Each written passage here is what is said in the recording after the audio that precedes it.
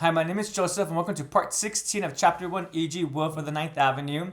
So this part begins with Satsuki riding on top of Numimon, and as a quick reminder, Numimon just dropped down from Kakurimon, and he's given a brief description. So on top of Numimon's head, he actually has a blue and red police hat, which is pretty cool, or rather, well, yeah, cool and cute to think about.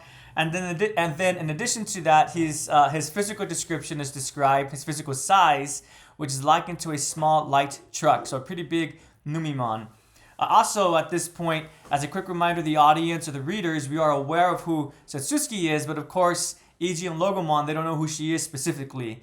This is the first time having a conversation with her, and she finally introduces herself with her name and her position.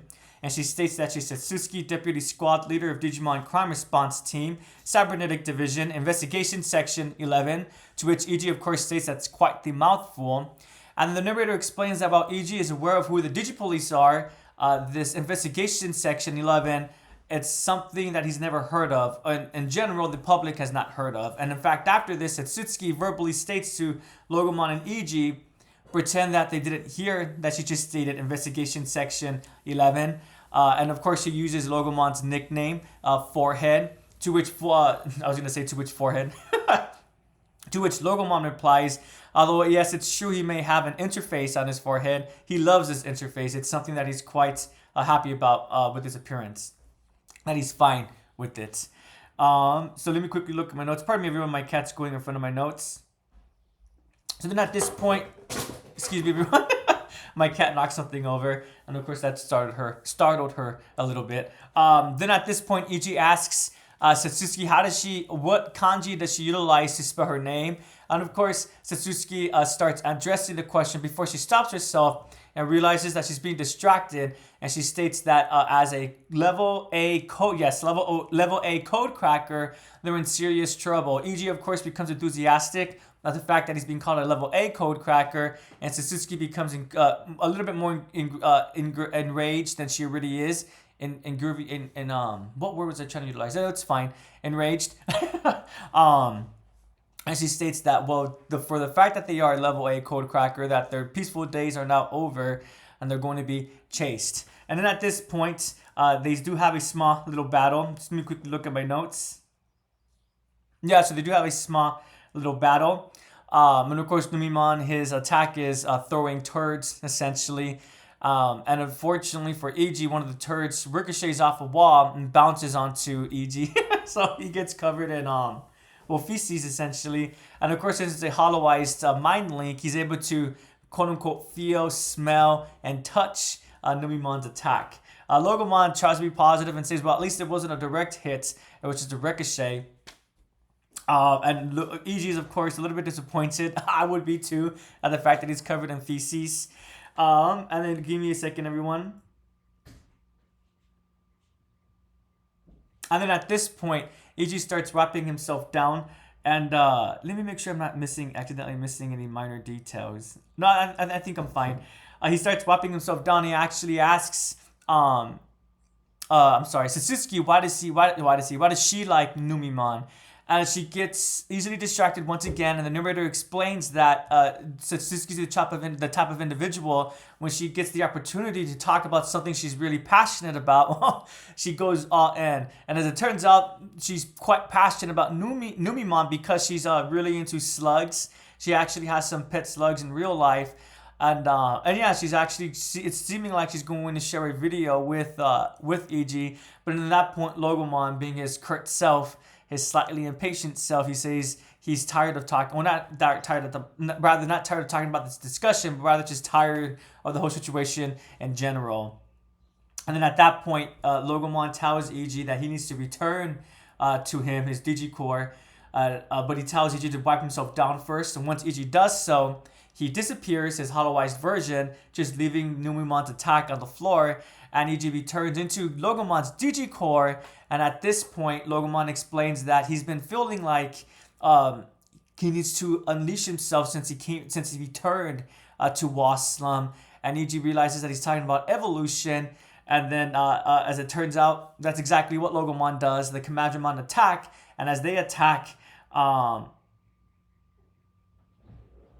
So give me a quick second. So the whole reason I did skip a minor detail by accident. The whole reason why Logomon's deciding to escalate this attack is because his own attacks, while it's effective against Commandramon, a Spiral Flame, I believe it's called, Logomon's attack, it's not very effective against Numimon due to the fact that Numimon's covered in slime, and so the slime seems to have a negating effect against the against the fire.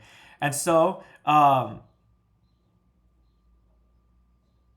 as Logomon gets ready to evolve, he releases a wave of energy that actually disrupts the Commandramon as they get ready to attack, and then knocks Satsuki off her back. And inside of Eiji's quote unquote cockpit area, his what's the heads up display, at the bottom it says Digivolution, but I'm gonna call it evolution. And so this part ends with essentially Logomon beginning to digivolve or evolve. So as always, let's read the ending portion directly. So, forehead, you're up to no good, aren't you? States Satsuki. And it's time to settle this once and for all. Give him an extra large salvo, Logomon. Satsuki gives the order, and the Numimon clenches its fists. Logomon, Digivolution. The glow of evolution, all other Logomon stats displayed on Eiji's virtual monitor jump up at once. Warning, warning, target is digivolving. The Commandramon in the air issues a warning. Digivolving, damn! A swirling flame appears above Satsuki's head.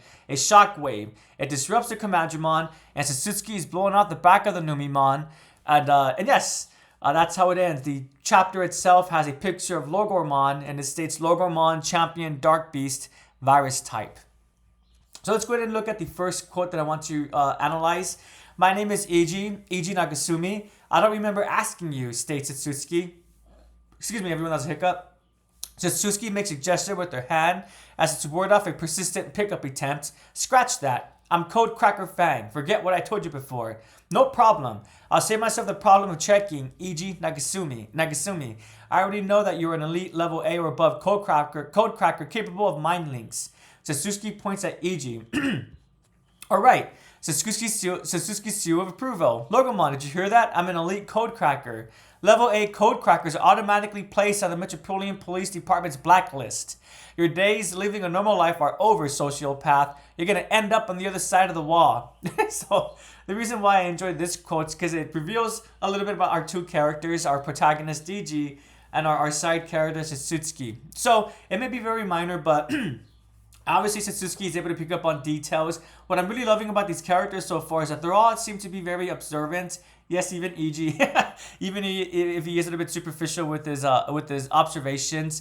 But what does Satsuki notice? Well, Eiji has a linker strap, right? And since he had, well, not the linker strap specifically, pardon me, let me start over. What does Satsuki notice? She notices that Eiji is mind linking, or he's hollowized. So this means that she's not dealing with any typical code cracker, hence why right off the bat she ends up classifying him as a level A. So I think this really shows a lot about Satsuki's character. Like in the previous part, it was stated that she takes her job really seriously, passionately, and I think this is a really good example of that. And then in addition to that, of course, Eiji's excuse me everyone, Eiji's typical naivety, being called a level A code cracker is not something one should be proud of. But of course, why is Eiji happy about this? Because this is part of a goal that he's been wanting to do. He wants to utilize the digital world or the network to make a name for himself, right? And the best way to do this is to do activities that may go beneath legal avenues sometimes. But it's important to keep in mind that, again, Eiji is not the cyber terror. He's not a cyber terrorist.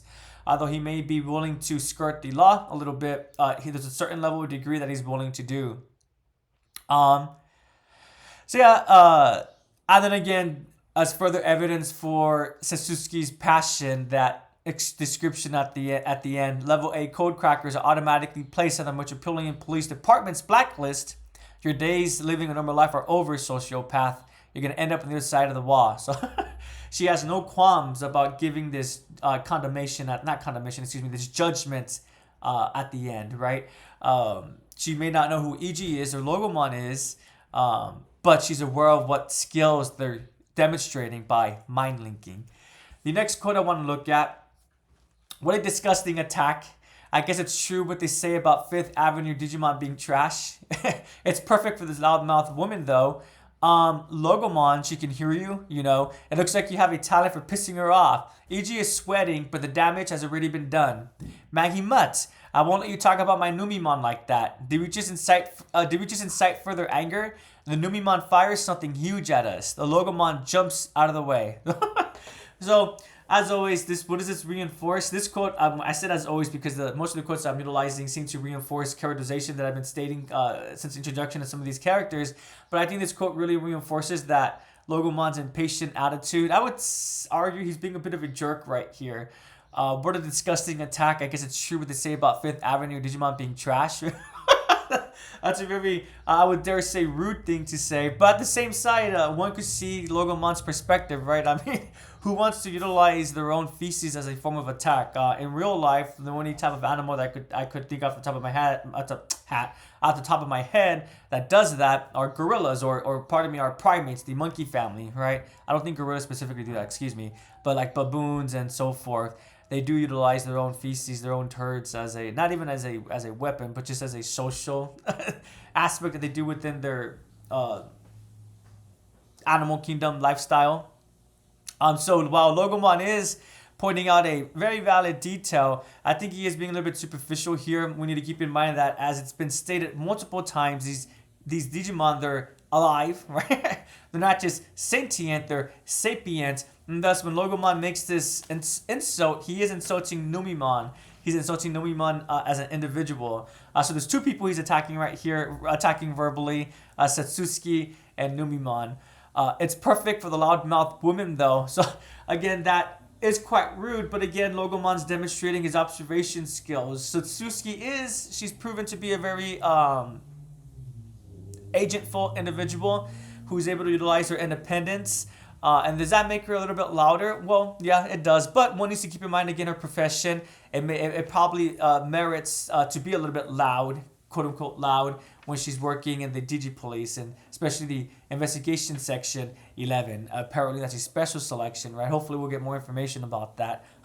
But again, that line, I think it's both very negatively portrays Logomon, but it does reinforce his impatient attitude. But at the same time, I think as the audience, you can see where he's coming from. Logomon, she can hear you. You know, looks like you have a talent for pissing her off. As always, I really appreciate Eiji's neutral stats. Although he might be naive, this part especially really demonstrates Eiji's capacity to de-escalate, or at least attempt to de-escalate a situation. And we'll get to that shortly. But again, this does reveal that Eiji, despite his naivety, his silly nature, he's still quite astute himself. He's recognizing that what Logomon's stating, well, it's not going to make anyone happy. And on top of that, he's reminding Logomon, you got to keep in mind some social decorum. Although we might be enemies on different sides here, she can still hear you. Yeah, so give me a quick second. Yeah, so the rest of the quote, I think, just reinforces what was discussed already. So let's go to the next quote. Satsuki laughs. How pathetic. I pity everyone stupid enough to make fun of my Numimon.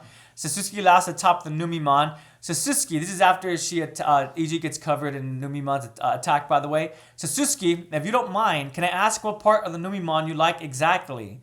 Eiji asks the question while wiping poo off of himself. It's shiny and slimy with a hidden ferocity. I find that fascinating. There's a little heart symbol within her dialogue. I actually raise wart slugs in real life, but they only prey on other slugs and snails. They gulp them right down. I'll try looking up a video later. You want to see it? Satsuki opens a virtual monitor above her head and connects it to a video site.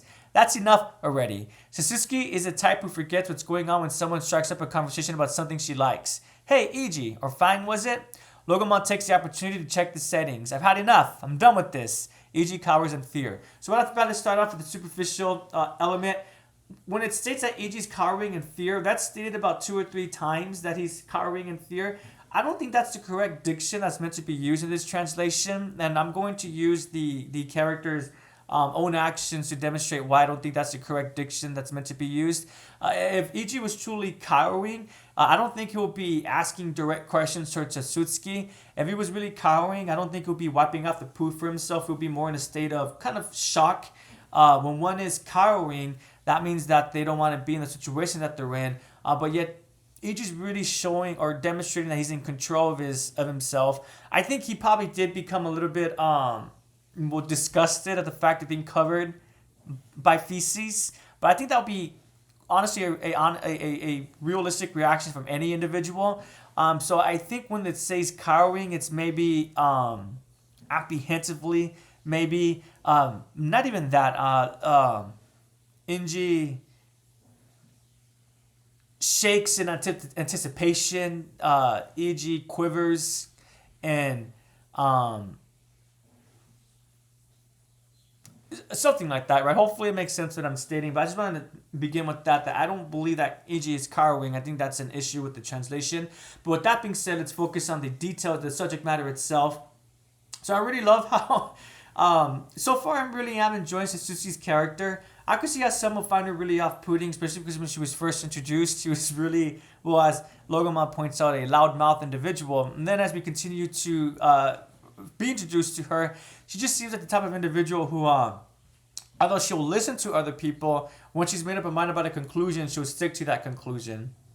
And despite that, though, I know that might be a negative facet. It's making me really enjoy Satsuki's character. I'm appreciating her determination and her passion. And I love how her passion is not just within her work, it's just who she is as an individual. And I really appreciate as it turns out. I'm curious as to if this means that the Digipolice are able to pick their digital partners, or it's not just an automatic thing, because this implies that Satsuki chose to partner up with Numimon. And I think that's really awesome, really cool. Really quickly, I think that subverts expectations a little bit, because usually when one it appreciates and enjoys the abnormal, quote unquote abnormal pets or abnormal behavior, it's usually a male character, right, or an outcast character. But I'm loving how Satsuki, she is a female character and also not an outcast character. She's working with the Digipolice, who I would argue that's part of a institution that's very much at the forefront. Maybe not at the forefront, but an important part of the institution that's part of maintaining a societal order. Maybe not direct societal order, but societal order in terms of networking, cyber terrorism, and so forth. So again, I just love this detail about Satsuki's character. It makes you feel a little bit more quote unquote human. Because I don't know about everyone else, but I'm sure we may have experienced that as well, where when we discover someone out, or rather when someone asks us a question that we're passionate about, and we don't just offer a superficial response, we give a detailed, nuanced response, right? I think that's what's going on right here. Also, again, this reinforces Eiji. He's de-escalating the situation, or at least attempting to. Why is he asking her the second question, the first question being the kanji, and now he's asking her, well, Satsuki, why are you a fan of Numimon? What is it about Numimon that you find fascinating? A small detail, yes, but I just really appreciate that about Eiji and what he's doing here. And also, lastly, what I like about Satsuki's character is that despite Eiji being a quote-unquote criminal, or allegedly a criminal, Satsuki does show respect towards individuals despite their labels. And we see this because she uses the name that Eiji wants her to use. He introduces himself as Eiji, and he says, no, never mind, scratch that. It's actually Codecracker Fang. And we see right here that Satsuki is willing to, to respect those wishes. Again, a minor detail, but I think it's really cool and really says a lot about Satsuki's character. Or rather, it really says a lot through her characterization. The next quote, excuse me everyone, my eye is itching a bit. Even if it's Pooh, it's a champion Pooh, and the Commandramon is here too. If I don't give it all I've got, we're toast. Logomon decides to test Eiji, champion. You're all. Are you talking about Digivolution? Yes, Eiji, Digivolution. Logomon calls out to him. Can we really do it here and now? Is it the Digimon Linker's limit release lifted? I'm getting used to mind linking with you. And besides that, I'm quickly losing control of myself. The pale wolf ruffles its fur and bares its fangs. Logomon! Eiji's consciousness feels the child of goosebumps. Since we arrived in Waslam, since we arrived at the Castle of the Nine Wolves, something inside me, some kind of power, is about to overflow. It's as if there's something inside of it that's different from itself. It'll be tough, but I want to digivolve. My powers can't yet handle an adult body. With Logomon's cry, an alert flashes on the virtual monitor. So I just wanted to read off from this quote because I think it really emphasizes how Eiji and Logomon are now starting to work as partners. This is a conversation that Logomon's having with Eiji. And I think if Logomon was not yet ready to evolve, that's a statement that he would have said to Eiji. And I don't think Eiji would have said, no, you need to evolve. This is the whole purpose of why we're doing our real mission. We're mapping Ninth Avenue for the Sons of Chaos so we could infiltrate them. But at the same side, don't forget the professor wants us to achieve your ultimate level, which is going through evolution. But yet, despite this, Eiji respects Logomon's wishes. I really like this. I know that it's not what. Let me start over. Excuse me. I know what's going on, and Logomon is not saying he can't evolve. But again, I think there's enough textual evidence to suggest that Eiji would have respected that wish as well. And what's cool here as well is that Logomon, again, that self-reflection. He's been aware, and I think as the audience, we've seen this since he first came to Waslum, how people are recognizing him, how he's getting some memories. There seems to be much more to Logomon as an individual. I am happy that he's recognizing this and he wants to utilize this. And Eiji is, of course, encouraging this as well. Really quickly, I want to make sure, I don't think this is the equivalent to from the Digimon animated series when Tai selfishly encourages Agumon to Digivolve after he gets his crest. That was a different kind of encouragement. In that instance, Agumon wasn't yet ready to go to his next level, but Tai was really pushing him to do so. In this instance, Logomon is ready, and Eiji is supporting him. But again, I want to reemphasize that I think if Logomon was not ready, and he stated so, Eiji would also support that. He wouldn't push Logomon into doing something he did not want to do. I won't lie, this was a really long quote that I read from, but I feel like there's just a lot to dissect here, but mostly due because of the wonky translation a little bit. For example, even if it's a poo, it's a champion poo. Excuse me, everyone, that's a hiccup. Let me quickly look up. I always thought that Numimon was a rookie or child. Oh, it is champion level. Look at that. One learns something new every day. No wonder Logomon can't take on Numimon. That's so funny. I really thought that Numimon was just a rookie level or a child level. Okay, excuse me, no, that's not the part that I was talking about though. Oh no, I lost my... Okay.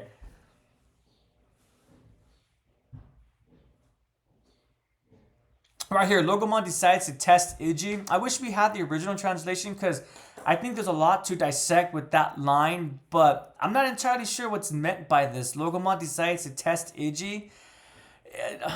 Does that mean that, again, going back to what I was stating, that Logomon wants to see if Eiji will support him or if Eiji is aware? I'm not entirely sure, and I think it's because of the translation. And then in addition to this, give me a quick second.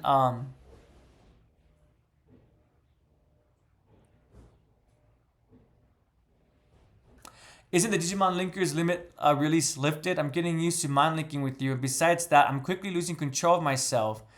I think we need some more explanation of what's meant by that. The Digimon Linker's limit release lifted. I think we're kind of jumping the gun a little bit. Maybe I'm just forgetting a small detail. But yeah, I think there's a lot to unpack from this quote. But without looking at the original wording itself, it's just a little bit difficult to untangle everything. We definitely can untangle some aspects, but we might accidentally go down routes that may not be true, or in addition to that, we may not be able to go deep enough, which is remain superficially. But yeah, so hopefully that makes sense. And then the last quote that I want to look at: the 2 informs Logomon that a mutation is occurring in his body. Digivolution, okay. I will digivolve with Logomon and become the ultimate code cracker. I can't allow myself to stumble and fail when it matters most. In the digital world, I'll be the one who emerges victorious. Eiji pumps himself up. There is no need for him to hold back. He can do it. With the network, he can do it. He urges on the explosive growth... He urges on the explosive growth of the Digimon. So again, I just like this because it's further sorry everyone, my eyes. It's further reinforcement again of Eiji's characterization of him being an individual who is determined. When push comes to shove, he won't allow himself to, well, not to push back. If he has the energy and the capacity to do so, he'll keep pushing forward, and rather that whether that means being at the forefront or supporting someone else to help them accomplish something, Eiji will be there in that instance. So that's everything from this part. Obviously, I do believe we only have one more part until chapter 1 ends. To be honest with everyone, I think we're at an interesting position of Digimon Seekers.